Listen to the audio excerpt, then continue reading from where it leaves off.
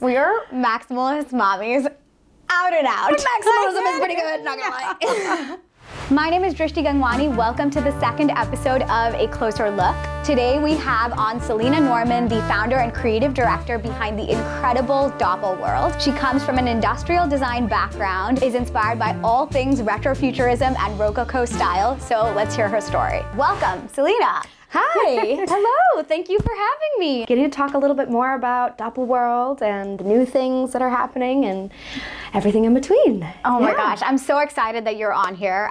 For those of you who don't know, I know Selena for about a year now. We met July last year. On my birthday, actually. Yeah. The whole thing is actually such a good story. It's incredible. So we actually had our pop-up in collaboration with Ludlow House last year, and Selena graciously agreed to be a part of it, and it was phenomenal. It was the day of her birthday, and when I tell you, those pieces flew off the shelves, and how, like whether it was the corsets, the jewelry, all of it, the ready-to-wear.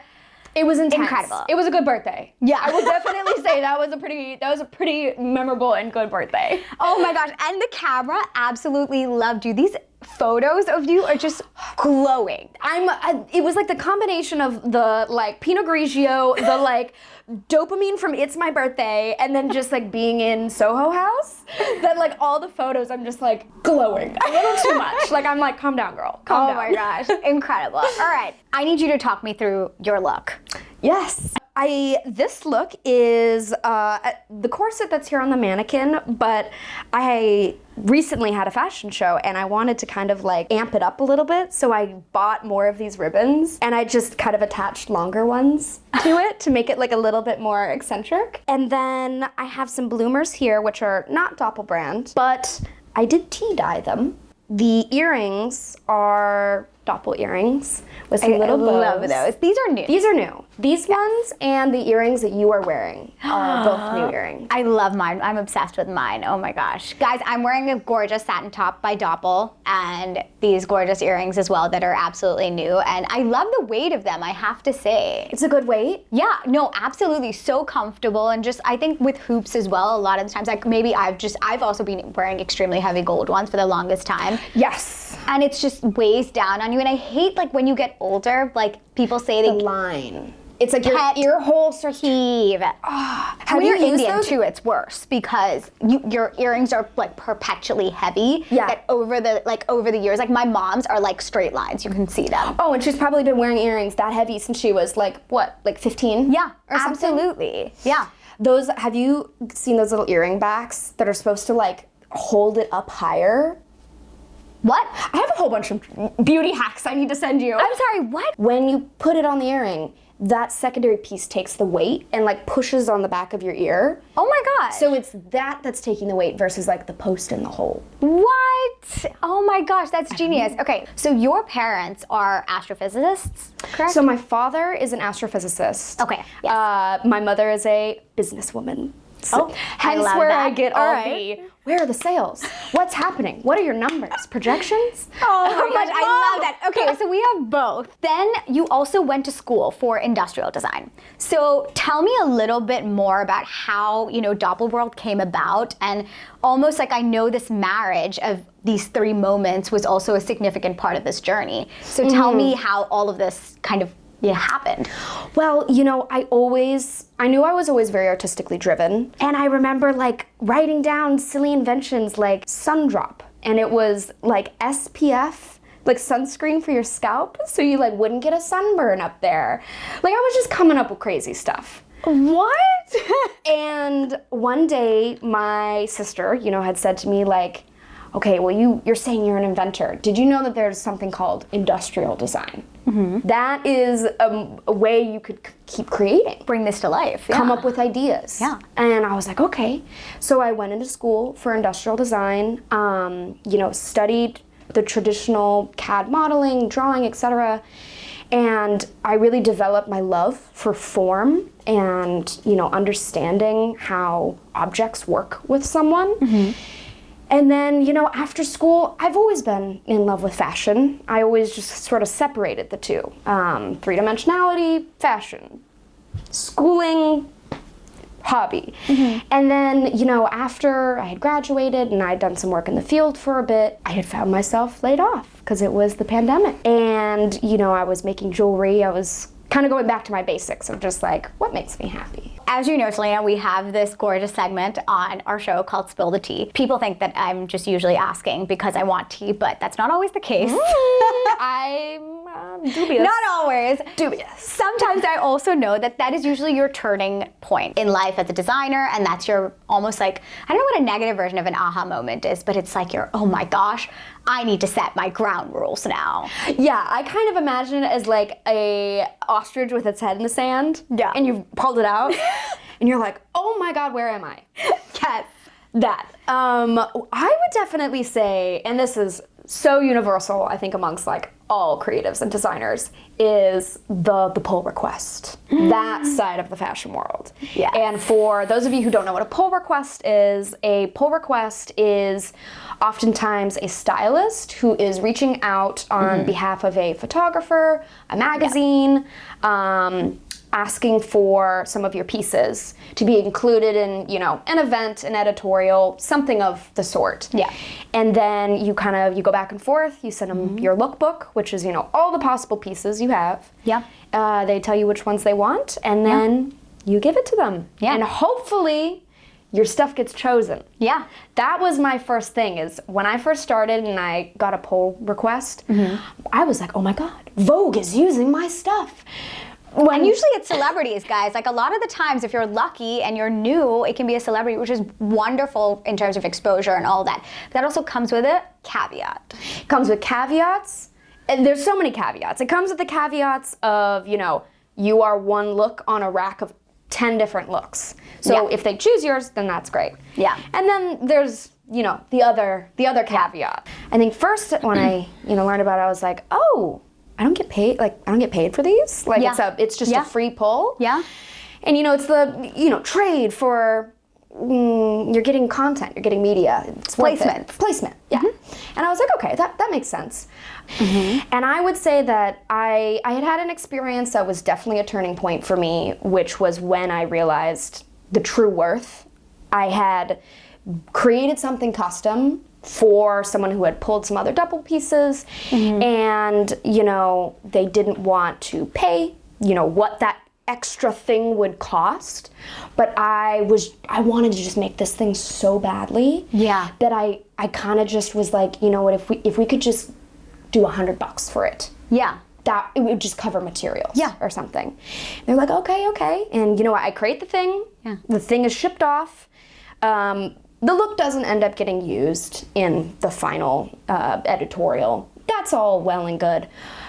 But I never ended up getting paid for the object I had created. That they agreed to simply just even cover the cost of your materials. This is not your time. This is not your running around embellishing, because we know all of that costs as well. Yeah. None of that, just your fabric cost and materials. It was just, I basically had said like, $100 will cover materials. If we could just cover that, like, I've been wanting to make this thing for a really long time. Yeah. And this would be a perfect opportunity. Oh my God. So I felt, you know, after they didn't end up using the pieces for the event, and, you know, they had been returned to me, and this was... That's heartbreaking enough as it is, as a designer. I know I deliver that news all the time, especially, you know, even when I'm, you know, pulling from you guys, the same thing kind of happens. And I hate making that phone call. So till today, this matter is still not resolved. Never was paid, no. Oh my gosh. I'm really happy I made the thing. That's why I keep calling it like the thing. Because I'm like, no one should know what this thing is. It's a very big thing. I'm so happy I made this thing, because now I wear it all the time, and it's been pulled for like insane editorials. Oh my God. But, so like in retrospect, I'm not mad it happened. But that was definitely my turning point of like, oh, people will take advantage of you. Yeah. People will push the boundaries. Yeah. And it's up to you. Right. Like you can't, this is the other thing. that. You can't just expect like, oh, people are gonna know how to behave. You need to know that if someone wants to cross a line or toe a line a little bit, you just need to know to expect that and how to navigate it. Yeah. Post. And not be like angry about it. Just kind of knowing like, hey, I should have said give me my money. And then now I wouldn't feel so weird years later. Now, well, you've like learned from that because I know you don't do free pulls anymore. So I don't do free pulls if it is over a certain amount. Like, I have found that, you know, if someone's wanting to pull like a couple necklaces and a pair of earrings, like something that really doesn't take a long time for me to pull together. Yep. I will say, and it's, you know, maybe a pre-existing relationship, I'll say sure, like we can go with that. But if someone wants $3,000 worth of stuff, Yeah. and they're expecting it for free, which they most often are, Yeah. I say, that's a 12% pull fee. Yeah. And, you know, I have found that that actually helps weed out some people that might disrespect your work. Yeah. I think that's another really big learning is, you know, once I figured out how to navigate the pulls and, you know, how to stand up for myself, you don't know what's going to happen to your pieces once they are physically no longer with you. Correct. And how someone's going to be treating them. Yeah. And that is a really rude awakening that first time you get a pull back and you see the way it has been treated. Yeah. Even with a pull contract. Yeah, with an LOR, it's shocking. It's shocking. Yeah. I had something returned to me once where I was floored. I had no words. And I think it was like after, you know, many months of getting a little fed up and then that other thing happening, that poor stylist, I mean, she shouldn't have treated that stuff like that, but I think she caught me like right on that like straw that broke the camel's back. And I sent her a very curt message that was just like, 3 of my pieces are damaged. Like, 3 of them are damaged. How are we gonna make it right? And she was amazing. She was actually so amazing. Oh my gosh, okay. She was great. She, you know, was Thank like, God. I will, you know, offer to replace and fix and pay. And I was like, great. But not everyone is like that. So you just really have to learn how to navigate. But also a lot of personalities. like emerging designers have, I think, the strength to, or even it's that fear, right? It's that inherent fear, like, will this person no longer want to work with me? Or will the, you know, industry news start kind of spreading that I'm a difficult person to work with? You know what I mean? Like that fear is very, very inherent. Exactly. Yeah. And it can also be a little bit fearful, especially not coming from the fashion world. Yeah. And feeling like, oh, there's this echo chamber that I've got 1 foot in and 1 foot out. Like, you know, I don't want to piss anyone off. I think that's why it also took me so long to, you know, feel comfortable and confident in my work when I first started, is just feeling so much of the outsider that I don't want to step on anyone's toes. Yeah. That you find yourself, you know, putting yourself in not the best predicaments. Yeah. You know, the funny thing is, I think all of these rules with pull requests and everything that you're talking about, I think that the issue is all of these rules are well and good for brands that are established and have the money to do damage control, repairs, wherever else, because they've got the budget for it. Yeah. What people don't understand is that emerging designers are not running around with a sample version necessarily, at least out in the beginning, of every single one of their pieces. In every single size. That's Exactly. the thing. I have my samples in very few select sizes. And it's like, if someone damages like that sample, then I'm like, woof, it's coming out of the stock. Being on the other side of this, we've had like 20 racks in the office before, and it's just like, we send things home after like your run through a lot of the times. And I've seen this happen where it's designers will go out of their way to send stuff and then suddenly it'll just be sent back to them before it's even shot, which is, I think, you know. It can be very frustrating and tiring. I think like, I definitely, in the very beginning when I, you know, learned, oh, well, a lot of these pull requests are free. You know, it depends on if they're pulling a lot and you request. But in the beginning when I was like, it's free and it's just a trade of editorial, like, I would get a little up in arms about it. I do understand that now in retrospect because, you know, you think about the amount of time they're putting into it, the photographer, the this and that. Yeah. But the amount of time that also goes into, you know, packing that bag and steaming all the clothes, getting everything looking good. Yeah. There's a lot of work that goes into it. And, yeah, you know, it's been a couple years now, but my heart does still get a little like, oh, when they don't end up using it. Of course. It is literally the most heartbreaking phone call I have to make every time I'm pulling. And it's, you know, a lot of the designers that we work with, we actually handle a lot of the pulls for you guys as well. Yeah. And that phone call is just the worst. Like, I'm sitting with my fingers and toes crossed. You guys probably are. And Same. And it's the worst. And like a lot of the times as well, when stylists are pulling things, we often forget that over time, damage quotient Who's paying for that? Designers. Absolutely. That overtime damage quotient, like that Venus belt of mine, you know, I have had a specific piece of jewelry pulled so many times, and like, it is sturdy. I mean, it's actually like the sturdiest thing probably I sell. You tried to convince me to wear it at our pop-up, and I was so afraid that I was going to be moving around so much and, you know, like holding racks up and whatever. I was like, absolutely, I'm not going anywhere near that. It's so funny because like, I feel like I'm peer pressuring people into wearing this like $600 pearl belt, and they're like, don't put it on me, I'm gonna break it. I'm so scared right now. Sometimes I wear it to the club, and then when people are like, I love your belt, I'll like put it on them. What? Yeah. Like, I won't let them leave my sight. In the dark. No, like there was this one girl like a couple weeks ago. This was actually really lovely because that's your dance floor move? Not the dance floor move, but like the outside smoke break move. I love it. Iconic. But it actually is, it warms my heart so much because the Venus belt, it's like very easy to take on and off, and it fits like every single body shape. Yeah. Like I have put it on everything from like a 00 to like a size 16.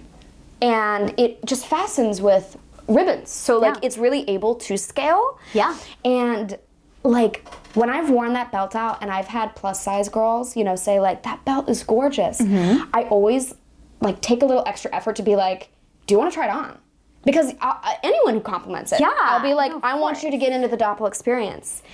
Give it a shot. And then I think a lot of plus size girlies just like don't think that there are clothes that are out there that are meant to make them feel so beautiful. Yeah. And so whenever I, you know, put the Venus belt on a plus size girl, it's like their mind is being blown. And I'm like, girl, you look so good. Oh! It's so sweet. And so it's fun to wear the Dopl workout and just sort of like spread the love a little bit. Every time you come across one of the Dopl pieces, I think a lot of people that have experienced Dopl World will agree with me in this statement that it genuinely reminds you of why you got into fashion in the first place. Like I remember when I was an assistant and we would be pulling, you know, I was working at a men's magazine. So we would pull in very, very few women's looks, but the times that we would, the dresses, the gowns and everything, I feel the exact same way when I come across any of your pieces. Oh, where really? I'm just like, this is so gorgeous. How is this real? And how can this be human? And the way you feel when you try it on, it just makes you feel like pure magic, inside out. Yeah, it's just supposed to make you feel just, the materials are, you know, silk and nice materials, and the silhouettes are so nice that like when you put it all on, it's just supposed to make you melt and feel just so beautiful. I mean, literally looking at you in this green, I'm like, this green is crazy on her. You look so good. I love it. I think I'm gonna need one of these. Yeah. Have you seen the matching purse to this skirt? The what? I didn't bring it today. There's a purse? I'm gonna start selling purses. Yeah, no. So I'm like, I'm going to Italy in May. We're getting on the phone after this. Okay, great. Yeah. Okay, great. The strap is like a pearl strap. What? And then the fabric is this moire mint. And then it's like this like little like scrunched bag, this like little armpit purse. That sounded gross. Stop. Tiny purse. Oh my gosh. Okay, I'm adding that to my wish list yesterday. Oh my gosh. I will send you pictures. You're gonna die. Oh It's my gosh, so I cute. love it. All right, so tell me what you think about this phenomenon of industry naivety. Yeah, I feel like the industry naivety, the pull request portion of our conversation, that is like one little aspect of it. The industry as a whole, you know, especially coming from not the fashion world, there are so many things that, you know, when you go to NYU, when you go to Pratt, you've got a lot of this stuff, the resources kind of already set up for you, or, you know, set up in a way in which, you know, post-graduation, you know what direction to kind of go in. Yeah. And I remember when I had first started, it was almost like I had said to myself, like, where do I go? It was like I had just like jumped in an ocean. Yeah. And I was like, I have literally no idea where to go now. And, you know, finding the CFDA index online of just like places you can get stuff sewn. I was like, oh my God, I have found the holy grail. The literally mecca of resources. We love you, CFDA. You guys are incredible. So we love you. I was like, I just cracked the fashion world. I have found There the you go. CFDA. Like, where have you been? Almost being like, did I discover something? It's like, girl, no, it's CFDA. You're just not in the fashion world. I thought it was brilliant. Oh my gosh. So yeah, I think understanding, you know, where those resources are, and where those people are. Yeah. The people that are like your people, the right people. Like you're one of my people. You're my people. And it's really hard to like find those people in the beginning when you feel a little bit aimless. Yeah. I think back in the day when I feel like when we joined the industry, it was, I mean, a lot more gate kept than it is now. I think all of us, at least, you know, well, the Closr community and all of the designers that we're working with, especially, like, all of you are extremely willing to help one another. I think it's one just big group of, you know, happy creatives that are trying to get things done. I think the gate kept aspect of things is slowly but surely changing, you know, which is really encouraging. And I hope, you know, emerging designers start to see that if you're a designer that's looking to get into the industry, that is, I think, a big change and a good one at that you should expect to see.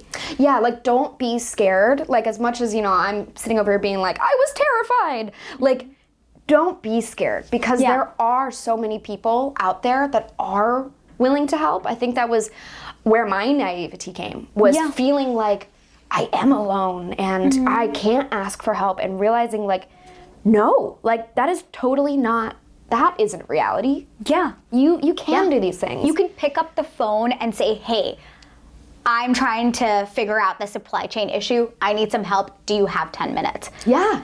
Yeah. Easy peasy. Yeah. And that's, I think, that's honestly the community that we're trying to cultivate too, like between all of our designers as well, regardless of where in the world you are, you know, whether you're talking, you know, if you meet one of our designers from Mexico who's flown in for an event, like, and you feel like she's working on jewelry and so are you, or you start to take up leather, for example. Yeah. You know, these are conversations that we hope that you guys are able to have, and that promotion of relationship building really is alive and well in the industry. I just hope that that's something that we can achieve. I think you are like in the process of doing that. Like the people whom I have met through the events that, you know, you put on through Closr are like people that I'm still talking to now. And, you know, you and I have had this developing relationship, and I just find it all so beautiful to like be cultivating a space, this like pocket in which people can come together and like feel safe, feel supported, feel like there's others around them that, you know, are doing the same exact thing.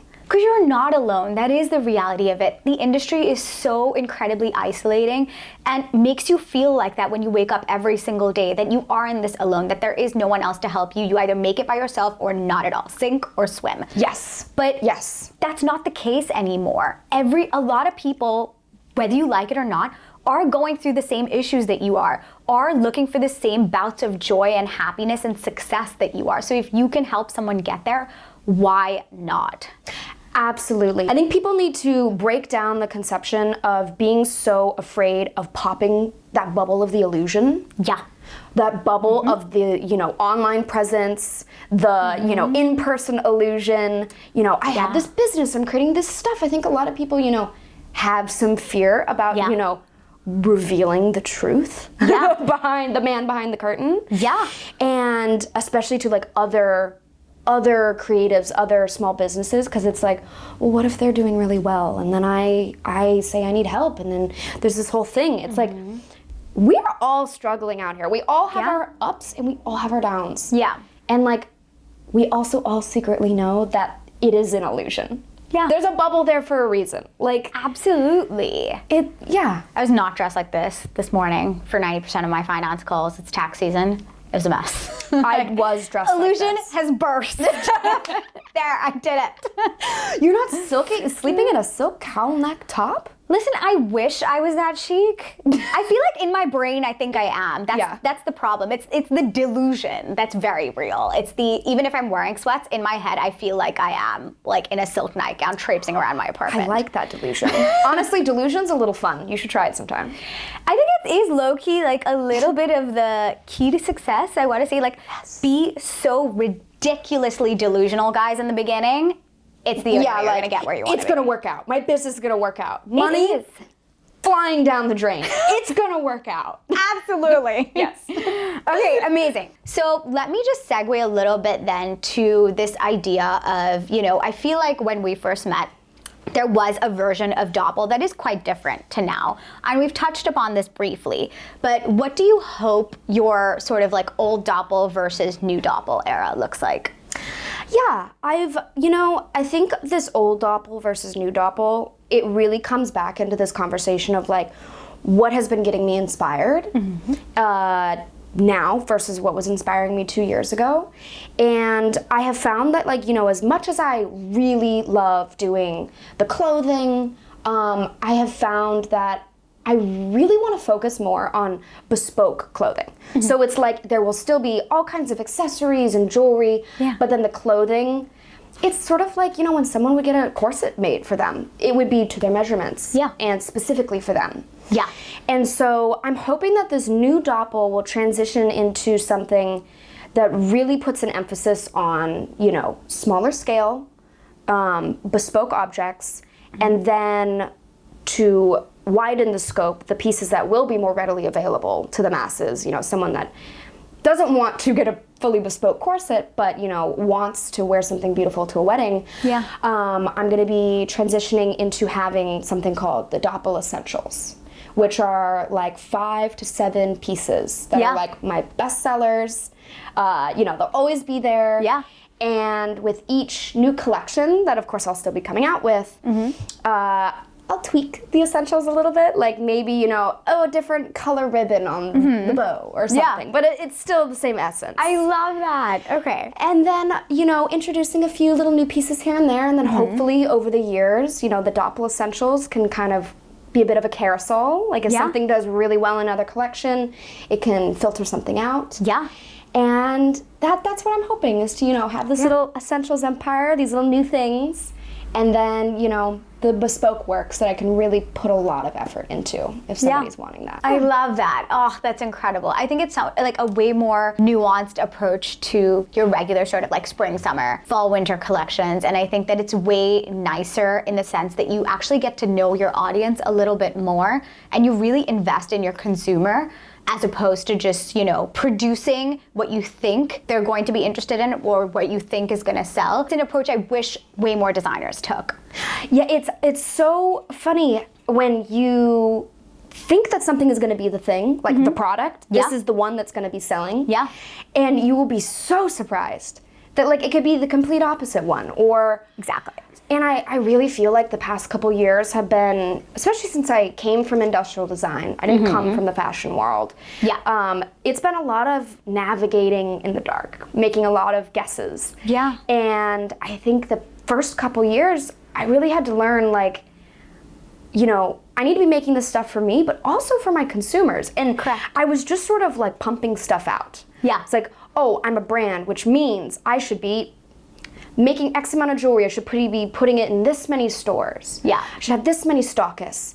And I really felt like I was kind of losing touch with what is the Dopl brand? Yeah. Am I just making stuff to, fill slots on shelves?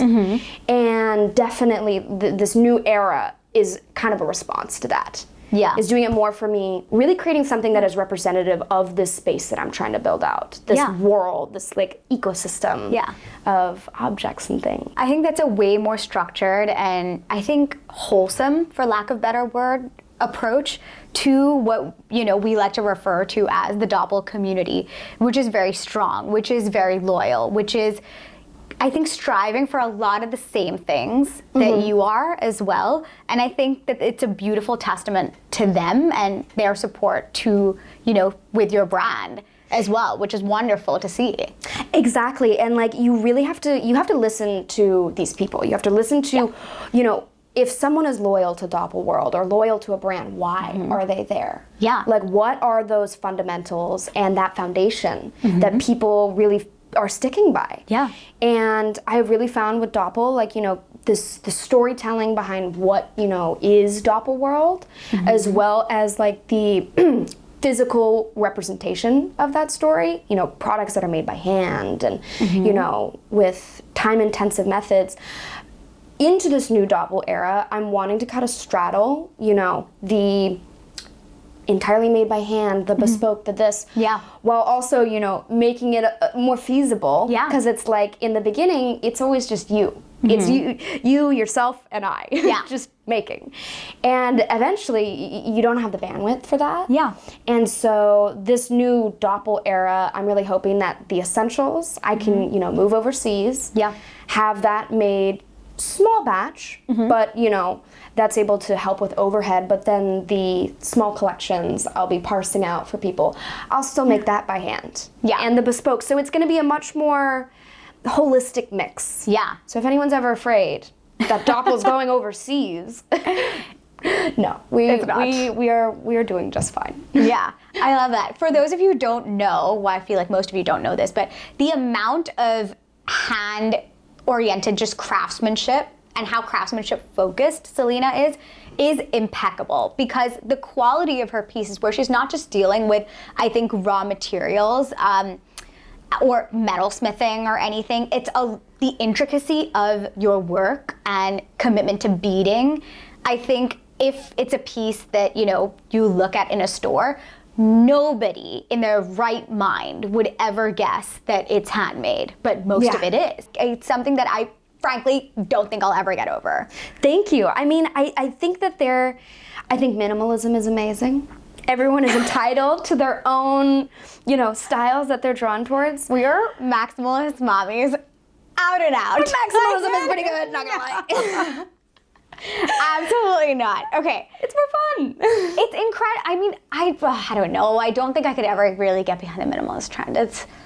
It gets boring after a while. Everyone keeps whining out having the same stuff, and it's you want to like step out of the house and be like, I feel adorned today. Yes. Like I feel fantastic today. Yeah, you're like a little flower with dewdrops on it from like the morning rain, and you're I like, want a 7-layer pearl necklace when I'm going to run errands. Like why not? Yes. Okay, Selena Norman, are you ready for our lightning round? I am ready. All right. I'm ready. One trend that you can't get enough of. Bows. Bowgate is very real. Bowgate. Absolutely. Well, when people are like, oh, what are the trends that you think are going to be like, you know, popping up a lot? It's definitely been bows, and I've been on the bow train for a bit. You have been. I've had a ticket for a while, so I'm loving bows. Yeah, that's my final answer. One trend you couldn't get rid of fast enough. Okay, I do have to say these like bags on things that aren't meant to be bags. Like it's like a shoe, and then it's like a Louis Vuitton shoe, and then they have like a little coin purse like on the shoe. Oh yeah. Or like I know what you're talking about. A fanny pack that has another bag on the bag, and then there's like a keychain bag on the bag. Like that's useless, kind of? Like, yeah. Have you seen, oh my gosh, people wearing it in their hair? Like all the little coin purses?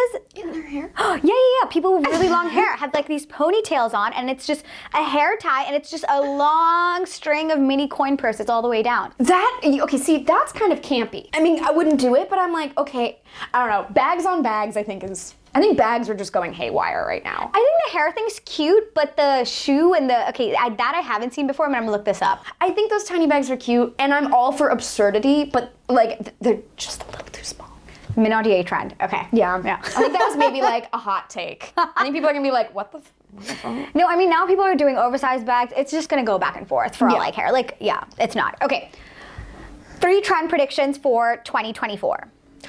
Definitely bows, like I had said. There's this designer who I'm obsessed with recently, Tanner Fletcher. Oh my gosh, love, yes. So that kind of like mixing of bows with masculine and feminine is something that Tanner Fletcher does a great job of. So I definitely say that's a trend prediction. I would say corsets have been in, I would say, for the better part of a year. That could continue. I hope so, personally. Yeah. I think an industry trend is going to be, you know, more people standing up for their own worth and work. I love that. And just being like, no, but pay me though. Like, but just pay me. And like more community. Like I do feel like there is a sense of push towards community amongst like all of us like-minded, hardworking little guys. Yeah. And my last question that we're gonna end on, one final piece of advice for emerging designers that are watching this. I would say, don't worry, for starters, if you came from a completely different background. I think there is so much overlap and cross-pollination with so many different areas, creative areas, you know, coming from industrial design. Like, I did not study pattern making, but, you know, I had a high level of making things by hand. And it's like, if you are afraid to get into fashion or get into jewelry because you didn't get a literal jewelry degree, no. You don't need to be afraid of that. Stick true to yourself in the vision that you are trying to create. Be a little delusional. Like, truly, be like a little insane. I love that. And then there's really nothing to worry about if you're a little the rest off your will rocker. happen. Yes. The rest will fall into place. Yeah. I love that. A few screws loose, rest will fall into place. I love that. Well, thank you so much, Selena. This was absolutely incredible. I think a great second episode. I'm waiting for Bear to nod as he's behind the camera right now.